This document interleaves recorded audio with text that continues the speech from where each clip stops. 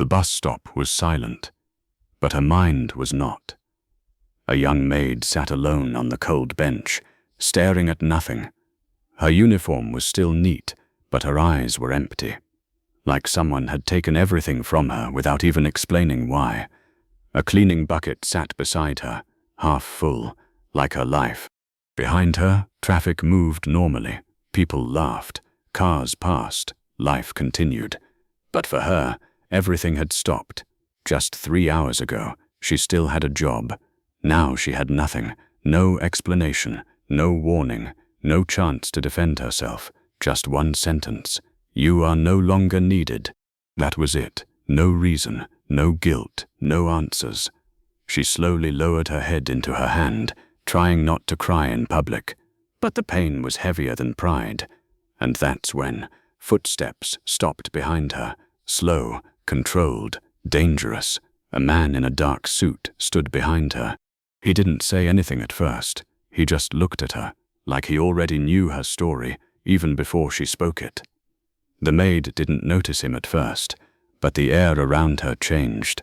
He wasn't like normal people. He didn't belong here. And when he finally spoke, his voice didn't ask questions. It gave commands. "Why are you sitting here, alone?" The maid froze. She didn't know it yet, but this moment was the beginning of something that would destroy an entire truth. A cold wind moved through the street. She slowly lifted her face, tears still in her eyes. And behind her, a man stood watching, silent, unreadable, dangerous in a way she couldn't understand yet. A red bus passed behind them. The world kept moving, but their moment didn't. Because for the first time, someone important had noticed someone invisible. And that someone was not just a man. He was a mafia boss. The maid whispered softly, "I lost my job for no reason." The mafia boss's expression didn't change, but something in his eyes darkened, because he knew one thing instantly: this was not a normal firing. And whoever did this had just made a very big mistake. The maid slowly wiped her tears with the back of her hand. She didn't even notice the man still standing behind her, because in her world, people like him didn't exist. Or maybe she had just stopped expecting help from anyone. She looked down at the small cleaning bucket beside her. That bucket had been her life for the past 3 years. Early mornings, long nights, silent insults from people who didn't even see her as human. And still, she worked, because she had no choice. But today, even that was taken from her. She closed her eyes for a moment, trying to breathe normally, trying to convince herself that it was not the end, just another setback. But deep inside, she knew the truth. It was the end. Her phone vibrated slightly in her pocket. She already knew who it was, her landlord. The message was short. "Rent is due tomorrow." She didn't even open it properly. She already had nothing left to pay with. A bitter laugh almost escaped her lips. Life was cruel like that. It never removed just one thing. It removed everything at once. Behind her, the man finally moved. Slow steps, sharp presence. He walked closer and stopped just beside the bench. Now she could feel him clearly, not physically touching her, but emotionally overwhelming her space, like his silence had weight. He looked at the cleaning supplies beside her, then at her tired face. Then he said calmly, "Who fired you?" The question was simple, but his tone wasn't. It wasn't curiosity, it was control. The maid hesitated. She wiped her face again. I don't know." The mafia boss's eyes narrowed slightly. "You don't know?" She shook her head slowly. "They just told me to leave. No reason." A pause. The wind moved between them. Cars passed behind them, but the world between them had gone still. The mafia boss looked away for a second, then spoke again. "People don't fire workers without reason." His voice dropped slightly. "They either fear them, or they want to erase them." That sentence made her look up slightly. Erase? He didn't answer immediately. Instead, he turned his head slightly toward the street, like he was listening to something far away. Then he said, "Tell me your name." She hesitated again. Lena. The moment that name came out, Something shifted in his expression. Not obvious, not emotional, but sharp, like a memory trying to surface. He repeated it softly. "Lana," then silence again. The Mafia boss slowly sat down on the bench, but not too close. He kept distance, controlled, observing, like she was not just a random maid anymore, like she was a pattern he had seen before. He asked quietly, "Did they explain anything before firing you?" Lana shook her head. "No, just said I was no longer needed." The Mafia boss's jaw tightened slightly. That answer was not normal. Not in his world. No one gets removed without reason, especially not quietly. He leaned forward slightly. "And your boss?" Lena looked down. "He didn't even look at me." That line hit something deeper. For the first time, the Mafia boss's expression changed slightly. Not anger, recognition, like something was connecting, slowly, dangerously. He stood up slowly, fixing his suit, then said something that made the air freeze again. "Come with me." Lena looked up immediately. "What?" He didn't explain. Instead, he looked down at her and said, "You're not fired. You were removed." A pause. "And I don't like when people get removed without my knowledge." Lena stood up slowly, confused. "Who are you?" The Mafia boss turned slightly toward her. His eyes were cold, but now they were fully focused, and he said one line that changed everything. "Someone who just found out your life is connected to mine." And as he walked away, Lena hesitated for the first time, because something inside her was telling her walking behind this man might be more dangerous than staying alone, but also might be the only way to find the truth. Lena didn't move. Even after he walked away, she stayed frozen on the same spot. Her heart was beating faster than it should, because something about that moment didn't feel normal. It felt like a door had opened inside her life, and she didn't know what was waiting on the other side. The Mafia boss had already moved toward the hallway. 2 guards immediately followed behind him, but then he stopped, just for a second, and said without turning back, "Are you coming or not?" Silence. That question wasn't just about walking, it was about choice. Lena looked at her cleaning bucket, then at the empty street behind her, then at the man who had just changed the air around her life, and slowly she picked up her bucket and followed him. The hallway inside the mansion felt different from anything she had ever seen. Not luxurious, not beautiful, but controlled. Every step echoed like it was being recorded. Every corner had guards. Every movement felt watched. Lena stayed a few steps behind him. She noticed something strange. Even though he was in a wheelchair, no one looked at him with pity. They looked at him with fear, respect, obedience. That confused her. How can a broken man control a room full of armed soldiers? They entered a large private office. Doors closed behind them instantly. The Mafia boss rolled himself near a desk, then finally spoke. "Sit." Lena hesitated. I'm fine standing." His eyes slightly narrowed. "Sit." This time, it wasn't a request. She slowly sat on a nearby chair. Silence again. Then he pressed a button on the desk. A screen lit up. Files started appearing. Photos, reports, medical records. Lena frowned. "What is this?" The Mafia boss didn't answer immediately. Instead, he asked, "Do you recognize anyone here?" He turned the screen toward her. Lena leaned forward slightly. At first, nothing made sense. Then she saw it. A name, her father. Her breath slowed. "Why is my father's name here?" The Mafia boss studied her reaction carefully, then said calmly, "Because he is not just your father." A pause. "He is connected to me." Lena shook her head quickly. "This is impossible." But her voice was weaker now, because something inside her memory was trying to surface again.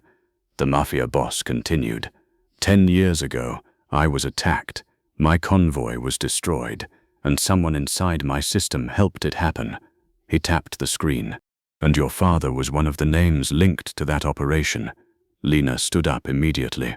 "No, my father would never do something like that." Her voice echoed slightly in the room, but the Mafia boss didn't react. He simply waited. then said one line that changed everything. Then explain why you were at the location that night. Silence. Lena froze. What? He leaned back slightly. You were seen near the attack site, and after that night, your records disappeared for a long time. Lena stepped back. Her breathing became uneven. I don't remember any of this. The Mafia boss nodded slowly. That's the problem. He looked at her directly. You don't remember because someone removed your memory trail from official records. Silence again. Now the room felt heavier, not because of fear, but because of truth. Lena whispered, "Why would anyone do that?" The Mafia boss answered instantly, "To hide what really happened that night." He paused, then added, "And to hide who you really are." Lena sat down again slowly. Her hands were shaking slightly now. "This is too much." She whispered, "I was just a maid. I clean houses. I work every day." The Mafia boss watched her carefully, then said quietly, "That's what they made you believe." Silence. Outside the room, guards shifted slightly. Something was building. Inside Lena's mind, memories were clashing. Confusion, fear, questions. The Mafia boss finally spoke again. "There is something else you should know." Lena looked up slowly. "What?" He hesitated for the first time, then said, "Your paralysis case. It is not natural." Silence dropped instantly. Lena frowned. "What are you talking about?" He turned the screen again. Medical reports appeared.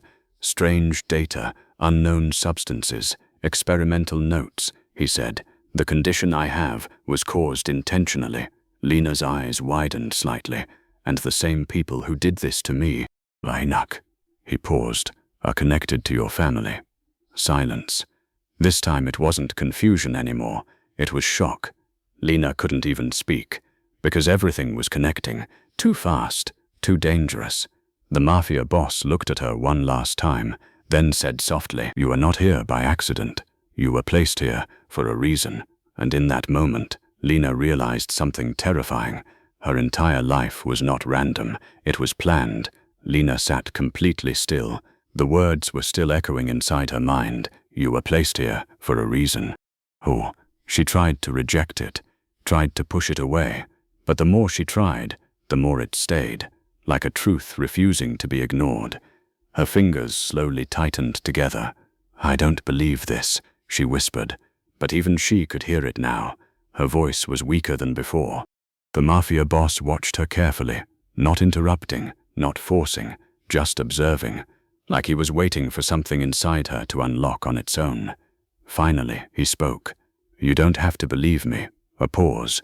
"But your body already knows what your mind is denying." Lena frowned slightly. "What does that even mean?" The Mafia boss turned slightly toward the screen again. A new file opened. Old footage. Grainy. Incomplete. But visible enough to change everything. On the screen, a younger version of Lena appeared. But she wasn't alone. There was another girl beside her. Identical. Twin. Lena's breath stopped. "No." She stood up immediately. "That's not me."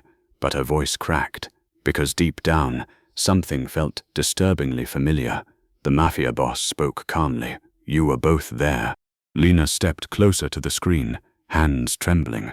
The footage showed chaos, smoke, gunfire in the distance, a convoy attack, and two small girls being pulled in different directions. Lena felt her head spin slightly. Her vision blurred for a moment. "I don't remember this," she whispered again. The Mafia boss answered quietly. "That's because your memory was separated." Silence.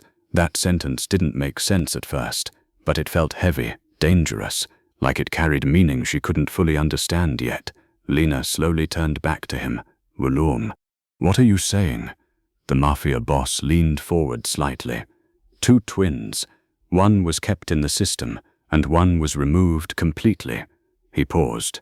"And I think you are the one who was removed." Lena shook her head. No, this is not possible." But her breathing was becoming unstable now. Her emotions were collapsing inside her. The Mafia boss continued. "Your father had two choices after that night." He looked directly at her. "Expose everything, or erase one of you to protect the other." Silence. Lena whispered, "Protect?" Her voice was shaking now. The Mafia boss nodded slightly. Yes, and I think he chose control instead of truth. Lena stepped back slowly. Her legs felt weak. Her mind was spinning. If I had a twin, she paused. Where is she now?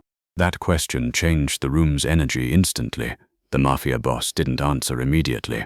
A long silence followed. Too long. Then finally, he said, "That is what I have been trying to find out for 10 years. Silence dropped completely. Lena's heart sank. So you don't know where she is? The Mafia boss shook his head slightly. No, but I know one thing. He paused. Lena waited. Every second felt heavier. Then he said, she didn't disappear alone. Silence. And the people responsible are still active. Lena felt something shift inside her. Not fear anymore. Something else. Anger. Slow. Controlled. Growing. Her voice became quieter now. So my entire life, she looked down at her hands, was built on someone else's crime. The Mafia boss watched her carefully. Then said something different this time. No. A pause. It was built on someone else's fear. Silence. That line hit deeper. Lena slowly looked up. Her eyes were no longer confused. Something inside her had changed. The pain was still there, but now it had direction. What do you want from me? She asked quietly. The Mafia boss studied her for a moment, then answered, I don't want anything from you. A pause. But your existence is already part of this war. Silence. Lena understood now. She was not just a maid, not just a random victim. She was a piece of something much bigger, something dangerous, something hidden. The Mafia boss turned off the screen and said calmly, You have two choices. Lena looked at him. Go back to your life, or find out the truth that was taken from you. He paused slightly. And once you choose the second, you don't get to go back. Silence filled the room again. Lena stood there, completely still, and for the first time in her life, she didn't feel like she was being pushed. She felt like she was being awakened, and in that silence, Lena made her first real decision, not with fear, but with certainty. Lena didn't move for a long time. The room stayed silent, but inside her, something was breaking. Not her body, not her strength, but her identity. Everything she believed about her life was now unstable. Her father, her past, her memories. None of it felt solid anymore. The Mafia boss watched her carefully. He didn't rush her decision, because he knew something very important. Truth doesn't convince people instantly. It changes them slowly. Finally, Lena spoke. Her voice was low, controlled. If I go back... A pause. I stay a nobody. She looked at him. And if I stay... The Mafia boss didn't answer immediately. He simply said, You become part of something you were already tied to. Silence. Lena looked down. Her fingers slowly clenched. Then she whispered, I don't want to be a nobody anymore. That sentence changed everything in the room. Even the guards outside felt the shift. The Mafia boss studied her for a moment, then nodded slightly. Good. A pause. Because the people who erased your life don't leave loose ends alive. Silence dropped again. Lena looked up sharply. So I'm already in danger? The Mafia boss answered calmly. You were always in danger. You just didn't know it. That hit differently now, because ignorance had been her only protection. And now even that was gone. The Mafia boss turned his wheelchair slightly toward the window again. His voice lowered. If you walk away now, you go back to being invisible. A pause. But if you stay, he looked at her directly. You step into a war that has been waiting for you for years. Silence. Lena felt her heartbeat slow. Not from fear, from clarity. For the first time, she understood something. Her life had never been normal. It had only been controlled. She slowly lifted her head. What do I need to do? The Mafia boss stared at her. For the first time, his expression changed slightly. Not emotion, respect, he said. First, you learn the truth completely. A pause. Then you decide who deserves to survive. Silence. Lena didn't react immediately, but something inside her had already started shifting. The maid was disappearing, slowly, piece by piece, and something else was forming in her place, not yet fully visible, but growing. The Mafia boss pressed a button on the desk. A hidden drawer opened. Inside, a black file. He placed it in front of her. "This contains everything I know." Lena looked at it, but didn't touch it yet. "Why are you helping me?" she asked suddenly. The question hung in the air. The Mafia boss stayed silent for a moment, then answered honestly. "Because your father didn't just destroy your life." He paused. "He damaged something that belongs to my past, too." Silence. That line connected everything, not fully explained, but enough to create tension. Lena finally placed her hand on the file, slowly, carefully, like crossing a point of no return. The Mafia boss watched her, then said quietly, "Once you open that, your life will stop being your own." Lena hesitated for only a second, then opened it. Inside were photos, reports, old surveillance images, names, and one central pattern repeated again and again: her father. But now, something else appeared: hidden connections, illegal operations, mafia-level coordination, and at the center of it all, a war that had never truly ended. Lena's breathing slowed, her eyes hardened slightly. Pain was still there, but now it had direction. She closed the file slowly and said, "I understand now." The Mafia boss looked at her. Lena continued, "They didn't just erase me, they prepared me." Silence. For the first time, the Mafia boss didn't correct her, because she was right. He stood slowly from his wheelchair, using support, something he rarely did, then said, "Then your real life starts now." Outside the mansion, a distant sound echoed. Engines, multiple vehicles, approaching fast. The guards rushed in. "Sir, we have movement near the perimeter." The Mafia boss didn't look away from Lena. Instead, he said calmly, "They found us sooner than expected." Lena didn't step back this time. She stepped forward and asked quietly, "What now?" The Mafia boss turned slightly and said the line that changed everything. "Now, we stop running from your past, and we make them face it." And in that moment, Lena was no longer a maid. She was no longer a victim. She was something the past had created and the future would fear. The sound of engines grew louder, closer, more aggressive. Outside the mansion gates, a convoy of black vehicles stopped in perfect formation. Doors opened, armed men stepped out. Not ordinary attackers, professionals. This was not a random attack. This was a message. Inside the mansion, Lena stood still. But she was no longer shaking, no longer confused. Something inside her had changed completely. The Mafia boss slowly moved toward the window. He didn't panic. He observed. Then he spoke calmly. "They're not here for negotiation." A pause. "They're here to erase what's left." Lena looked at him. "What do we do?"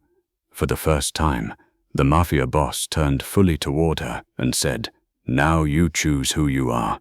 Silence. That line hit differently, because this was no longer survival. This was identity. Lena slowly walked toward the window. She looked down at the arriving convoy, then whispered, "This started because of my father." The Mafia boss nodded slightly. "And now it ends because of you." A long silence followed. Then, boom, the front gate exploded. Gunfire erupted instantly. The mansion turned into a battlefield. Guards rushed into positions. Alarms echoed through the halls. But Lena didn't move back. She stood still, watching, processing. Then something unexpected happened. She picked up a communication device from the desk. The Mafia boss watched her silently. She pressed the button. A voice responded immediately. "Boss?" Lena paused, then said clearly, "Lock all exits." Silence. Even the Mafia boss looked at her differently now, not surprised, but confirming. She was learning fast, too fast. The voice on the radio hesitated. "Who is this?" Lena looked at the Mafia boss. He gave a slight nod. She answered, "Someone your boss should have never underestimated," and she dropped the radio. Outside, chaos increased, but inside the mansion, something else was forming. Control. The Mafia boss spoke quietly. "You're not reacting like someone who just learned the truth," Lena answered. "I stopped being that person a long time ago. That moment changed everything. Suddenly, a new convoy arrived. This one was different. No chaos, no attack, just arrival. A black car stopped at the center gate. Silence spread through the battlefield. Even the gunfire slowed. The door opened, and a man stepped out. Lena froze instantly. Her breath stopped. The Mafia boss noticed her reaction. He didn't ask. He already knew. "That's him," Lena whispered. "My father." The man walked forward slowly, confident, controlled, like he owned everything he was stepping into. He looked at the burning mansion, then smiled slightly and spoke loudly. "It took 10 years, a pause, but I finally found what I erased." Lena stepped forward. For the first time, she faced him directly. Their eyes met. No hesitation, no fear, only distance. The Mafia boss watched silently from behind. Lena spoke first. "Did you ever plan to tell me the truth?" The father tilted his head slightly. "You were not supposed to ask questions." A pause. "You were supposed to survive quietly." That line broke something inside her, but not in weakness, in clarity. She answered. "Then you failed." Silence. The air shifted instantly. The Mafia boss stepped forward slightly, but Lena raised her hand, stopping him. "No," she said. "This is mine." That moment shocked everyone. Even the guards paused, because power had shifted, not through violence, but decision. The father narrowed his eyes. "You think you understand what happened?" Lena replied calmly. "I don't think. I know enough." A pause. "And I know you destroyed 2 lives to protect your control." Silence. The father's expression changed slightly. For the first time, he looked uncertain. Lena continued. "And now you want to erase the rest." She stepped forward. "Not anymore." The Mafia boss spoke quietly behind her. "Are you sure about this?" Lena didn't turn. "Yes." The battlefield outside continued. But inside that moment, everything froze. Lena looked at her father one last time and said, "You don't own me anymore." Then she turned slightly toward the Mafia boss. "And neither does the past." Silence. The Mafia boss nodded slowly. A signal. Immediately, his men moved, but not randomly, strategically. The Empire War began fully. Explosions echoed outside. Gunfire intensified. But this was no longer chaos. This was controlled destruction. Lena stood still in the center, watching everything unfold. For the first time, she wasn't inside the storm. She was directing it. The father tried to retreat, but the exits were locked. Lena walked slowly toward him and said, "You taught me something important." He frowned slightly. "What?" she replied. "Even erased things don't disappear." Silence. She turned away and said softly, "They evolve." The Mafia boss watched her from a distance. For the first time, he wasn't looking at a maid, not a victim, not a question, but a force. As the Empire burned behind them, Lena stood beside the Mafia boss, not behind him, not below him, beside him, and in that silence, the city realized something. A new power had just been born.